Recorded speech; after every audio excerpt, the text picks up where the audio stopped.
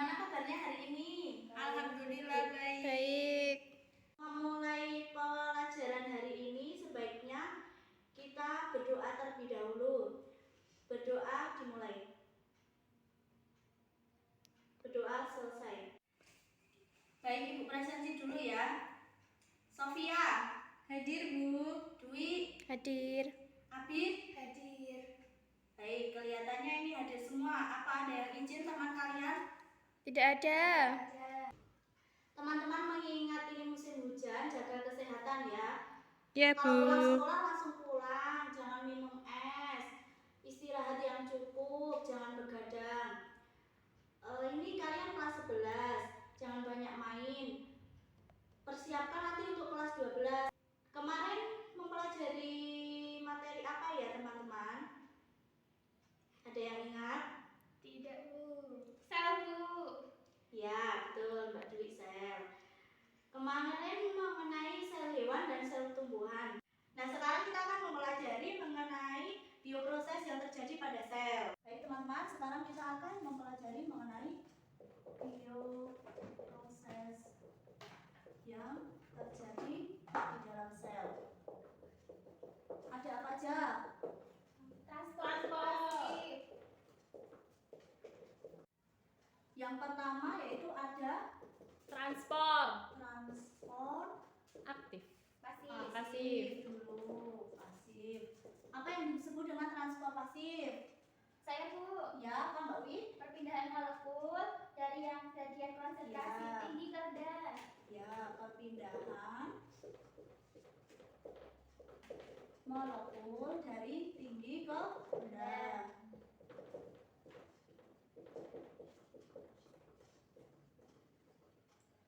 Kemudian transport pasif itu dibagi menjadi dua, yaitu yang pertama ada difusi.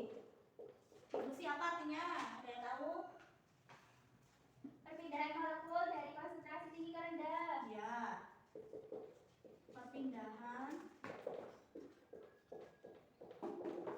molekul dari Tinggi ke rendah. tinggi ke rendah. Terus difusi sendiri yaitu ada dua. Yang pertama difusi sederhana. Difusi sederhana yaitu difusi yang terjadi secara Spontan. terjadi secara spontan.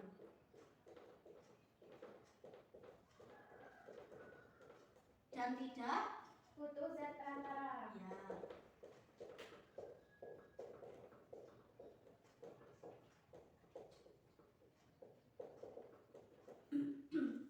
Contohnya apa? Parfum. Nah ya. Contohnya itu yang pertama ada parfum yang disemprotkan ke dalam kelas, maka semuanya akan bau. Kemudian ada sirup yang diteteskan di dalam gelas, maka sirup tersebut akan menyebar di semua dalam gelas.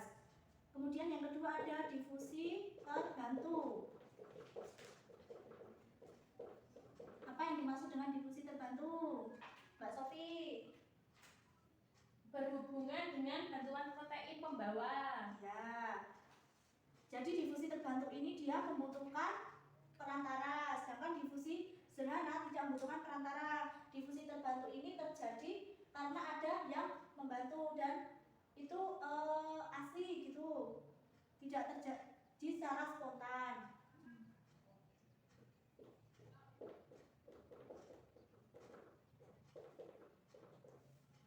Kemudian yang kedua ada osmosis.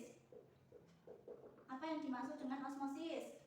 Dari konsentrasi rendah ke konsentrasi tinggi. Ya benar Mbak Sofi, ada yang mau melengkapi? Melalui membran semipermeabel Bu. Ya, jadi osmosis ini perpindahan molekul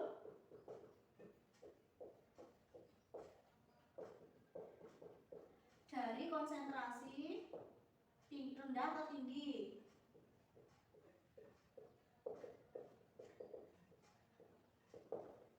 Melalui apa?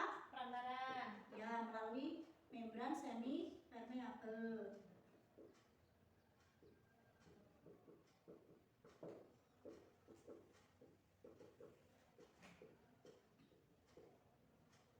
Baik, selanjutnya yaitu contoh osmosis.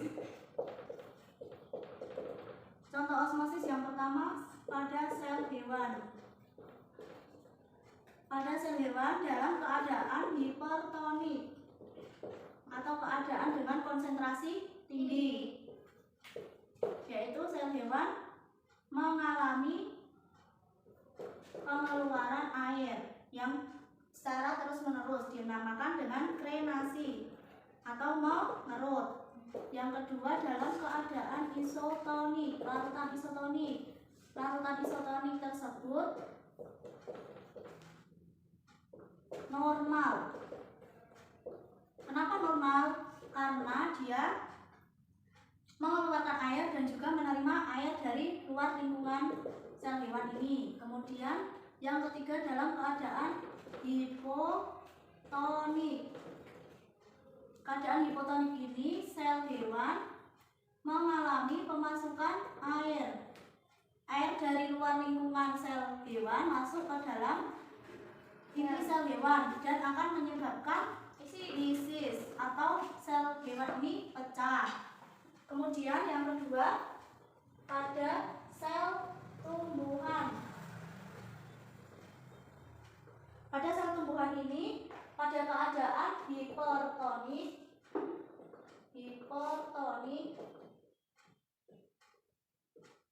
dia akan mengalami pengeluaran air. Dinamakan dengan Plasmolisis. Ya, plasmolisis.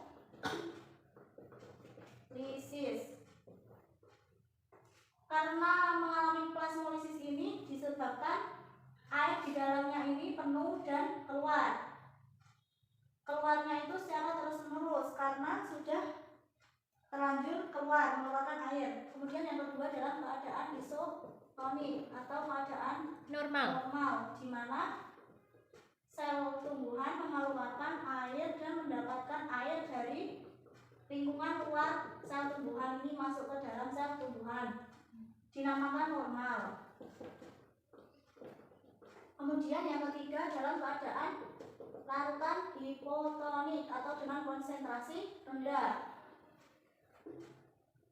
Larutan tumbuhan ini sel tumbuhan ini mengalami air masuk dari lingkungan luar sel tumbuhan ke dalam sel tumbuhan. Ini dinamakan dengan turgid. Nah, perbedaan pada sel hewan dan sel tumbuhan pada contoh osmosis yaitu di keadaan larutan hipotonik atau dalam keadaan konsentrasi rendah, di mana pada sel hewan ini larutan hipotonik ini lisis atau pecah. Sel hewan itu mengalami pemecahan. Sedangkan pada sel tumbuhan ini di larutan hipotonik dia mengalami turgid, tetapi dia tidak pecah karena sebenarnya sel tumbuhan ini memiliki apa? Membran. Hewannya ini memiliki membran, sehingga sel tumbuhan ini masih bisa bertahan, tidak sampai pecah. Dia mengalami turgid. Apakah ada yang ditanyakan atau yang belum paham dari teman-teman semua mengenai contoh osmosis ini? Belum, Bu. Baik. Sekarang dilanjutkan ya. Apa? Transport pasif. Sekarang transport aktif. Apa yang dimaksud dengan transport aktif? Transport ion yang melawan gradien konsentrasi. Ya, transport molekul yang melawan gradien.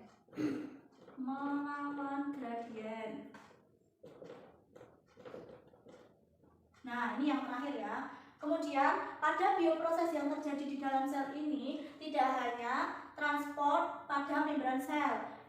Kan tadi di sini ada transport membran sel. Yang kedua yaitu ada sintesis protein. Sintesis protein itu dibagi menjadi transkripsi. Ya, ada transkripsi, translasi. Nah, kemudian yang ketiga ada reproduksi sel. Reproduksi sel sendiri ada Apa? Amitosis. Ya, amitosis, Mitosis. mitosis dan meiosis. Meiosis. Nah, di sini Ibu akan meminta teman-teman membentuk menjadi 5 kelompok. Satu kelas ini nanti yang bertugas sekretaris ya, sekretaris membagi menjadi 5 kelompok, di mana nanti yang kelompok 1 akan bertugas berdiskusi tentang transkripsi pada sintesis protein, kelompok 2 berdiskusi tentang translasi pada sintesis protein, kelompok 3 berdiskusi amitosis pada reproduksi sel, dan kelompok 4 dan 5. Tuh, kelompok 4 mitosis dan kelompok 5 meiosis. Paham sampai sini? Paham. Nanti sesuai dengan kelompok yang tadi sudah kalian berdiskusi, melakukan eksperimen kecil-kecilan. Eksperimen mengenai osmosis. Membutuhkan alat gelas, pisau atau cutter, penggaris, dan bahannya kentang, gula pasir, garam, dan air. Ibu sudah menyiapkan semua alat dan bahannya ini. Nanti kalian tinggal melaksanakannya. Kemudian untuk cara kerjanya, yang pertama menyiapkan kentang yang dipilih yang bagus, kemudian dibagi sekitar menjadi 4 kalau kentangnya besar, nanti dipilih sendiri. Kemudian setelah itu menyiapkan gelas. Setelah gelasnya siap, kentang tersebut dimasukkan ke dalam masing-masing gelas. Tetapi sebelum dimasukkan ke dalam gelas, kentang tersebut diukur berapa ukurannya. Kemudian setelah itu kentang dikasih air secukupnya pada 4 gelas itu. Dikasih air yang satu gelas itu, setelah dikasih air dimasukkan 1 sendok gula pasir. Yang gelas kedua dikasih 1 sendok garam, dan yang gelas ketiga cukup air saja. Berarti membuat 3 gelas ya. Untuk lebih jelasnya cara kerjanya bisa kalian lihat nanti di sini. Ibu akan memberikan panduan, dan nanti hasil dari praktikum atau eksperimen kecil-kecilan itu ditulis di sini dan didiskusikan. Ini ada sebelum dimasukkan ke dalam gelas. Itu medianya namanya apa? Misal pasir, gula pasir. Nah, ukuran kentangnya berapa? Keadaannya gimana? Keras, lunak, atau apa? Kemudian warnanya bagaimana? Warnanya kuning, oranye, atau apa? Nah, kemudian di bawah sini setelah diangkat dari gelas, itu medianya dalam media gula pasir misal. Yang tadinya ukurannya berapa, terus sekarang menjadi berapa? Keadaannya tadi gimana, menjadi gimana? Warnanya tadi apa, menjadi apa? Gitu, paham? Paham, Bu. Ya, silakan kerjakan. Terima kasih.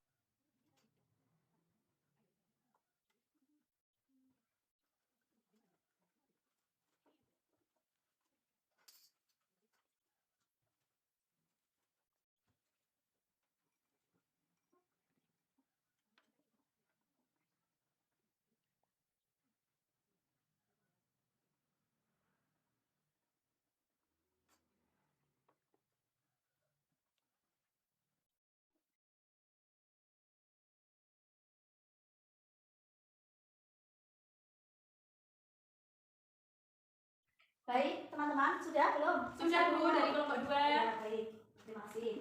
Sekarang beres-beres ya. Kemudian sekian dari Ibu. Apabila ada salahnya mohon maaf.